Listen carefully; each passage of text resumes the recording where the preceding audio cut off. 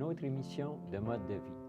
Aujourd'hui, nous recevons un homme qui est atteint du VIH, mais qui a fait un cheminement extraordinaire depuis qu'il a appris qu'il était atteint de cette maladie.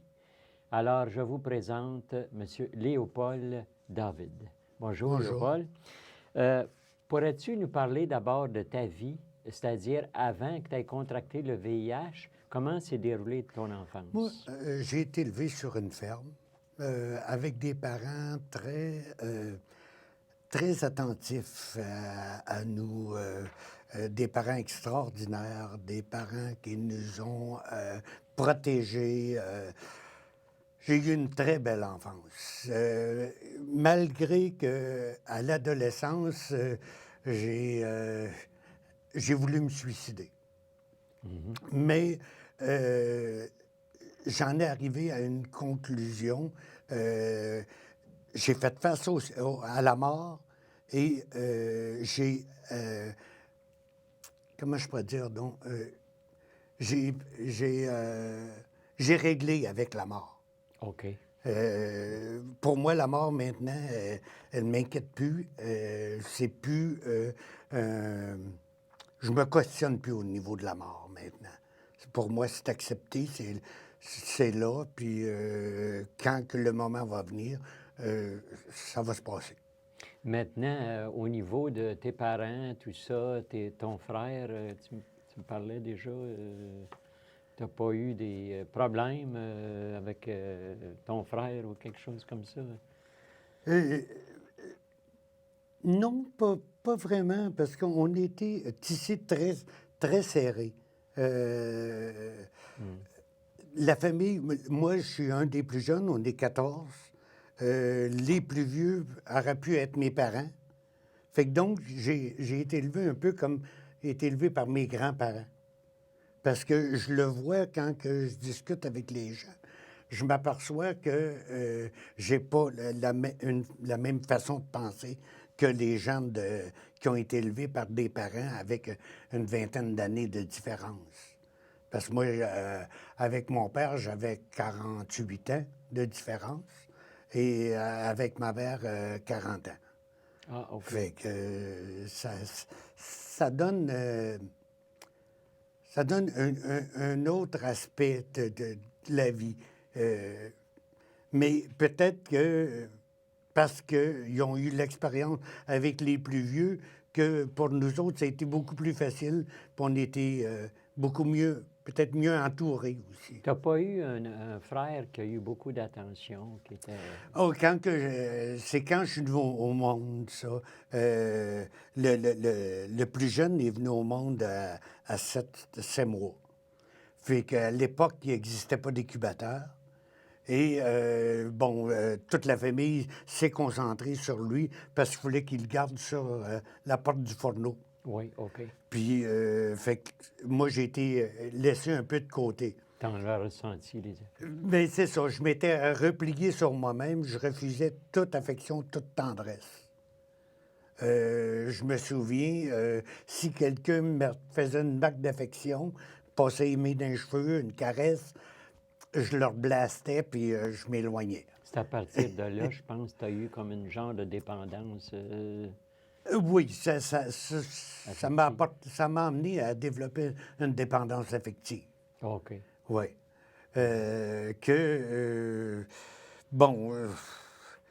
J'ai vécu ça assez difficilement. Quoique j'en étais conscient, disons que je me bloquais, mais c'était toujours là. Tu as quand même passé au travers. Oui. Puis ça a été le VIH qui m'a amené à régler mes problèmes. OK. Maintenant, tu as rendu à l'âge adulte, je pense, tu as exercé un métier. Oui, j'ai travaillé sur la construction toute ma vie. J'ai été gérant de production. J'ai été gérant de chantier. Puis c'est un monde très, plus ou moins macho. Oui, assez macho, oui. Oui. Disons que mon dévoilement La séropositivité, j'en ai jamais parlé.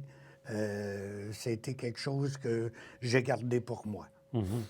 Mais comment que tu as appris que tu étais atteint du VIH? J'ai rencontré une personne et, bon, la relation était bonne. Fait que on a décidé d'aller passer un examen pour les maladies transmises sexuellement. Fait que c'est là que, quand que j'ai eu le résultat, qu'on m'a annoncé que j'étais séropositif. OK. À ce moment-là, je me suis fermé. J'en ai pas parlé à personne. Euh, Puis, au bout de 3 mois, j'ai fait une crise cardiaque. C'était ma façon de sortir ça. C'est là que j'en ai parlé à ce moment-là au médecin. Ensuite de ça, j'ai parlé à une de mes belles-sœurs, que je savais que ce que j'y confierais, qu'elle garderait pour elle. Tu en as parlé à ta famille, j'imagine? Pas tout de suite. Ça a OK. été parce que ma mère vivait encore à ce moment-là, puis elle était au foyer, puis j'avais pas envie de l'inquiéter avec ça. Fait que c'est pour ça que j'en ai parlé juste à cette belle-sœur-là, pour pas que ma mère le sache. OK. Fait que là, ben, après que ma mère a été décédée, c'est là que je l'ai annoncé à toute la famille. Puis comment est-ce qu'ils ont vu ça, eux autres? Ben, Ils sont avec, ouverts quand même? oui, avec Oh. la manière qu'on a été élevés, ils ont un peu, quand que je leur ai annoncé ça, euh, déjà, il y avait des connaissances sur le VIH. Puis, il n'y a personne qui a paniqué. Ils ont plus été vers chercher de l'information. Fait que moi, j'ai pas ressenti comme il y a des familles où ils me faisaient manger avec des ustensiles en plastique, Oui. puis des assiettes en carton qui jetaient après. Ah, OK. Fait que moi, c'est des choses que j'ai pas vécues. J'ai été chanceux pour ça. OK. Maintenant, est-ce qu'on peut savoir comment tu l'as contracté? Je l'ai contracté, c'est sexuellement. Mhm. Euh, Après ça, ben, c'était ça. C'était l'infarctus. Là, j'ai continué à travailler. Mhm. Puis, bon, mes problèmes de cœur ont augmenté. Je me suis mis à faire beaucoup d'angines. Oh, OK. Là, je rentrais à l'hôpital, je passais 5 jours, ils me changeaient ma médication. Euh, je ressortais 2 semaines, je recommençais à travailler. Je retombais encore, je refaisais des crises d'angine, je rentrais à l'hôpital. Puis là, ben, tout à coup, il y a une infirmière qui est venue me dire, c'était dans les années 90. Puis l'infirmière elle dit, quand j'ai fait mon cours, elle dit, on a reçu une formation sur le VIH. Mhm. Elle dit, moi, ça me fait pas peur. Mhm. Mais elle dit, vous savez, elle dit, il y a des personnes à qui ça fait peur. Puis je me suis aperçu que les médecins que j'avais avaient peur. Fait que c'est à ce moment-là que j'ai décidé de changer d'hôpital. Oh, il y en a qui ont plus ou moins une ouverture. Plutôt, C'est ça. À cette époque-là, tu avais peur. beaucoup de médecins C'est avaient peur. l'ignorance. Hein? Exactement. Parce qu'à cette époque-là, on ne savait pas exactement comment que ça se transmettait. Voilà. Fait que, Maintenant, tu as dû travailler au travers de ça. Je pense que tu oui, en as parlé à ton travail aussi. ben c'est ça. J'ai travaillé jusqu'en 94. Puis là, ben, le médecin m'a arrêté parce que j'avais le cœur trop malade. Fait qu'il m'a arrêté de travailler. Puis quand j'ai arrêté de travailler, parce que j'adorais mon métier. À ton travail, est-ce qu'il savait quand que... Non, Ah, je n'ai jamais parlé à mon travail. OK. Parce que je trouvais que c'était quelque chose qui n'était pas nécessaire qu'ils sachent. OK. Parce que, je veux dire, Tu as je fait- je faisais attention, puis tout ça, puis j'étais contre-maître. Fait que donc, le risque de me blesser ou quelque chose était vraiment minime, là. Maintenant, tu as dû dire que tu faisais une dépression, j'imagine, à ton travail. Oui, mais Puis tu- c'est à ce moment-là où... ben c'est quand que... après que j'ai été arrêté de travailler, c'est là que je tombais en dépression. Parce que j'avais pas connu d'organisme, j'étais vraiment seul avec mon VIH. Je connaissais personne qui l'avait. Ceux que je connaissais étaient décédés. Fait que je me retrouvais comme seul. C'est ça.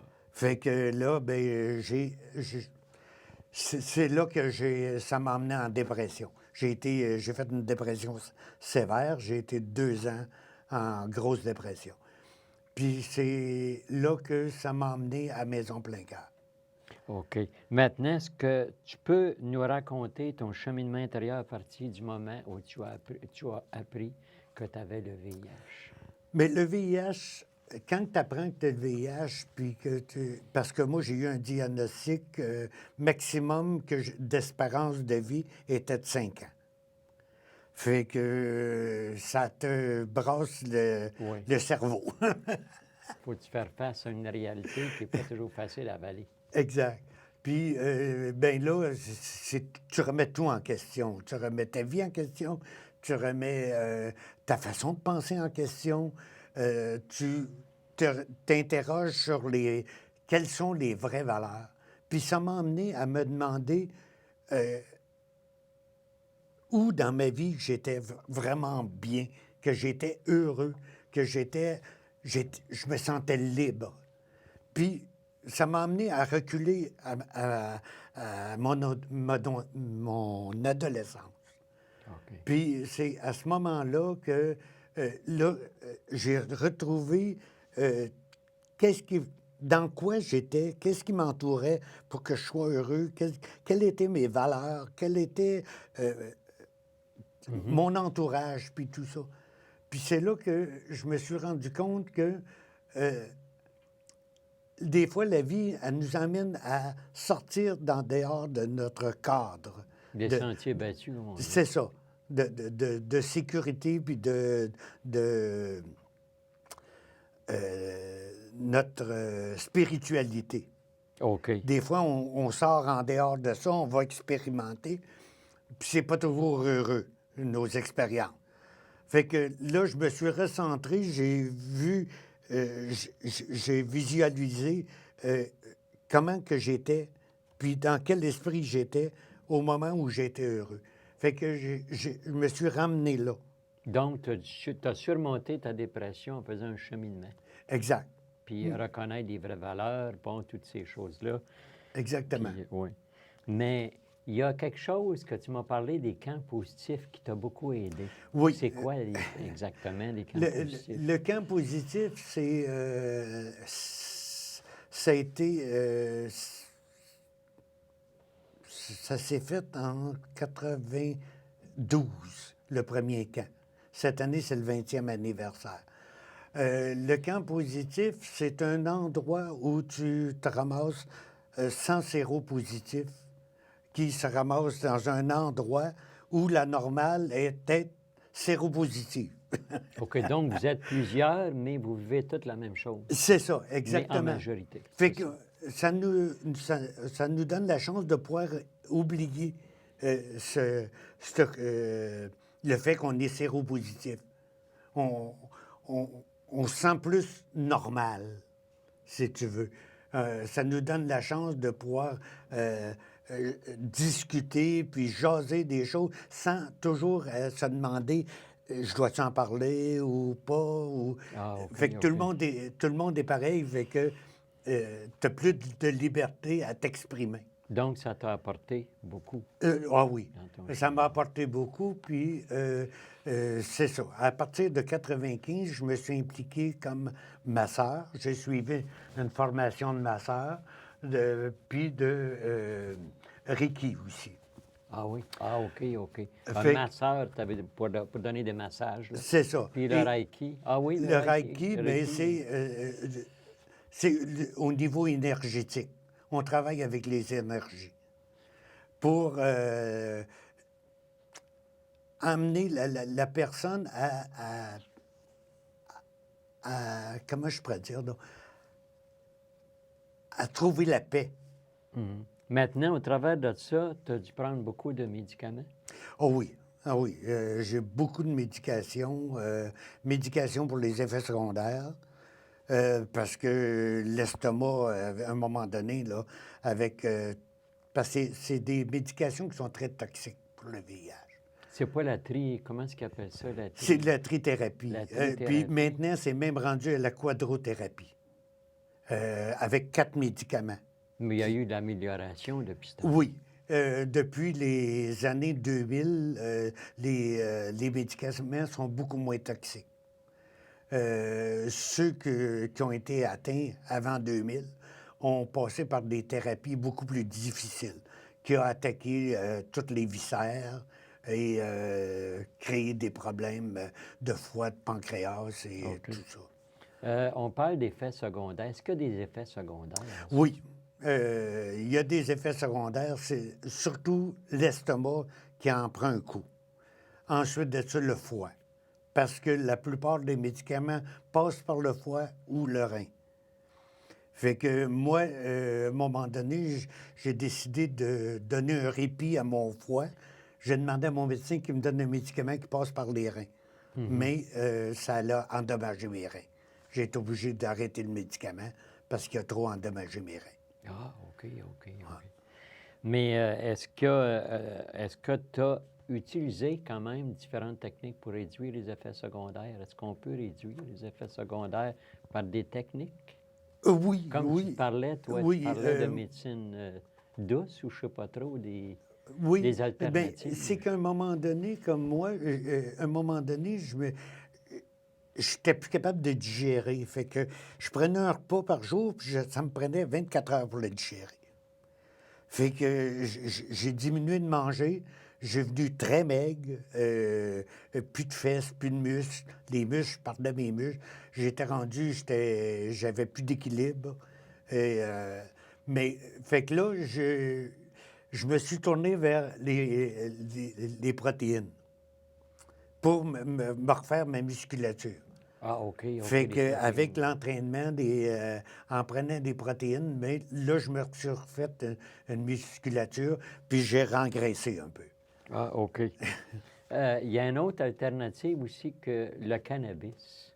Est-ce que ça aurait pu... Le cannabis, de prendre une pilule pour dormir, le lendemain matin, j'ai la tête toute à l'envers. J'ai de la misère à... Ou parce que c'est chimique? C'est ça. Tandis que moi, je prends du cannabis pour m'endormir le soir, au lieu de prendre un médicament de plus. OK, mais il n'y a pas de dépendance dans le cannabis, je pense. Tu peux en développer une dépendance. Celui qui va prendre ça, non pas médicalement, mais qui va se servir de ça pour se droguer, c'est pas la même affaire. Le danger de la dépendance, c'est celui qui veut, qui se sent pas bien dans sa vie, puis qui veut s'évader. Oui, OK, OK, OK. Ça peut devenir une dépendance. Exact. Excuse-moi. C'est à faire attention. OK. Maintenant, parle-nous de tes croyances. Est-ce que cette épreuve t'a amené à t'ouvrir un aspect plus spirituel de la vie? Oui, je ne crois à aucune religion. Quand même, j'ai été élevé dans la religion catholique. Ça m'a donné une base pour ma spiritualité, mais je vis en dehors des religions. Je crois à la spiritualité. Je crois qu'il y a quelqu'un de plus fort que nous. Mais dans les religions, je ne crois pas. OK. Dans les religions. Mais c'est plutôt la spiritualité. La spiritualité, qui est beaucoup oui. plus... c'est moins sectaire, comme on peut dire. Exact. Exact. OK, oui. OK. Maintenant, désormais, comment tu perçois la mort, toi? La mort, pour moi, c'est...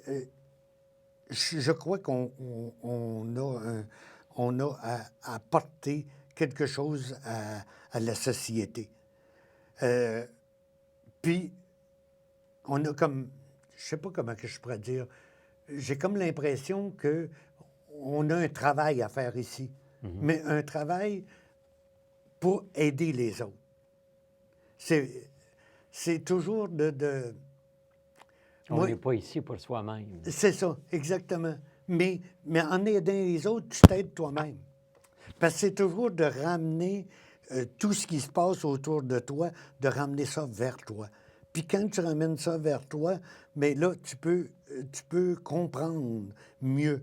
Puis tu peux voir que c'est toi un peu qui crée la situation qui attire les gens qui vont te rendre malheureux ou qui vont te rendre heureux. Oui.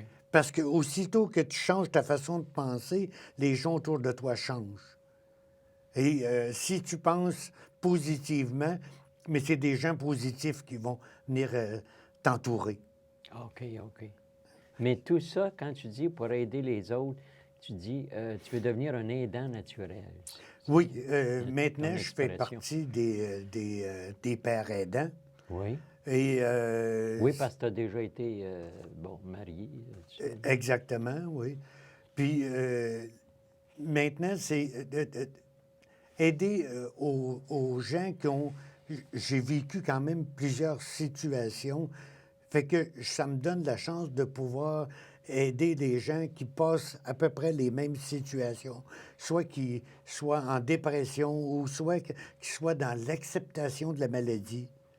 Fait que moi, je peux leur donner un coup de main à accepter ma maladie. Parce qu'à un moment donné, il faut que tu acceptes que la maladie fasse partie de toi. OK, c'est une expérience que tu vis, mais ça t'aide beaucoup dans ton cheminement aussi. Oui, oh oui. Puis à Parce aider, que, éclairer les autres par après. oui, je ne sais pas, tu deviens moins centré sur ta petite personne, puis tu deviens plus ouvert au monde. Plus vers les autres, porté vers les autres, à l'écoute des autres. Des autres, OK, OK. Tu sais. OK, parce qu'il y en a beaucoup aussi qui vivent les mêmes situations puis qui sont dépourvus, ils n'ont pas d'outils pour s'en sortir. Exactement, exactement. Ou qui sont isolés. Ou, le travail des organismes, c'est de pouvoir atteindre ces gens-là qui s'isolent, pour OK. pouvoir les ramener, pour qu'ils puissent partager. C'est quoi ton implication à surmonter les défis auxquels tu fais face? Mon implication, moi, j'ai été 5 ans comme masseur à la Maison Plein Cœur. Ça, c'est un autre des services qu'ils donnent. Comme masseur, parce que tu as pris des cours comme massothérapeute. Exact. OK, parce que ça aide les gens aussi, ça c'est un Oui, domaine parce que on vit une tension. Fait que Ouais. de recevoir un massage, de pouvoir se oui, détendre, OK, relaxer, OK, je ça, comprends. c'est merveilleux. Puis en même temps, ça aide à notre système immunitaire à se refaire. OK, je comprends. Puis tu fais aussi du Reiki, je me trompe pas, Oui. pour aider. Puis tu as l'expérience que toi, tu as vécu ça, puis ça, tu as eu des effets. de Oui, ça. bien, j'ai au camp positif, je me sers beaucoup de Reiki pour aider des gens qui sont en phase terminale. Des centres énergétiques. Exact. Qui n'ont plus d'énergie, parce qu'on passe une semaine au camp. Puis c'est vraiment un camp des camps avec... on est 10 par cabine. Fait que c'est pas toujours évident de vivre en grosse gang. Ouais, c'est Parce ça. que, bon, il y a les inconvénients, puis tout ça. Puis, moi, quand que je vois quelqu'un qui a du trouble, bien, je vais lui faire des reiki pour l'aider à retrouver ses énergies, pour qu'il puisse passer une semaine puis apprécier sa semaine. Et puis, il y a des thérapeutes qui font affaire à toi, je pense, hein, qui vont ils font affaire à toi pour aider les gens. Je ne sais pas trop, tu m'avais dit ça. Oui, bien, Il y a différents spécialistes. c'est ça. Moi, j'ai un maître Reiki qui m'a enseigné, puis elle me demande tout le temps, quand elle veut recevoir un Reiki, mais c'est à moi qu'elle demande. Ah, Parce qu'elle trouve que j'ai des énergies un peu spéciales. Tu sais. Mais on voit qu'une certaine sérénité, ça se voit. Dans toi, tu es serein, tu es bien dans ta peau, comme on dit, Oui, mais... oui, contrairement à ce que tu étais avant. oui, je suis en paix avec moi-même. Je suis venu en bout de faire la paix avec moi. Maintenant, je suis très heureux. Je vis sereinement. En terminant, aurais-tu un message à transmettre à nos Hélas, le temps passe, hein? Oui. Et puis, un message du fond du cœur que tu pourrais donner à nos téléspectateurs. Moi, je dirais que quand on se demande, il y a des choses qui se disent, puis on dit, ah, c'est de la faute à lui, c'est de la faute à lui, ben, c'est par rapport à ça, si ça m'arrive. D'arrêter de toujours projeter sur l'extérieur, mais se tourner vers soi. Puis se demander où, qu'est-ce qui fait qu'on a attiré ça, ces malheurs-là. Puis, il ne faut jamais blâmer les autres. Exactement. Tout vient de soi. Pour moi, tout part de soi. Assumer notre responsabilité. Exactement. Eh bien, on te remercie infiniment de t'être déplacé pour nous expliquer ce qu'il en est. Et j'espère que ça va éclairer pour ceux qui vivent la même situation, puis d'autres qui voulaient en savoir davantage, qu'on est moins ignorants à ce moment-là. Bien, merci à vous. Ça me fait plaisir d'avoir pu transmettre un peu de mon vécu. Eh bien, chers téléspectateurs, malheureusement, c'est ainsi que ça se termine. Et puis, à la prochaine et portez-vous bien.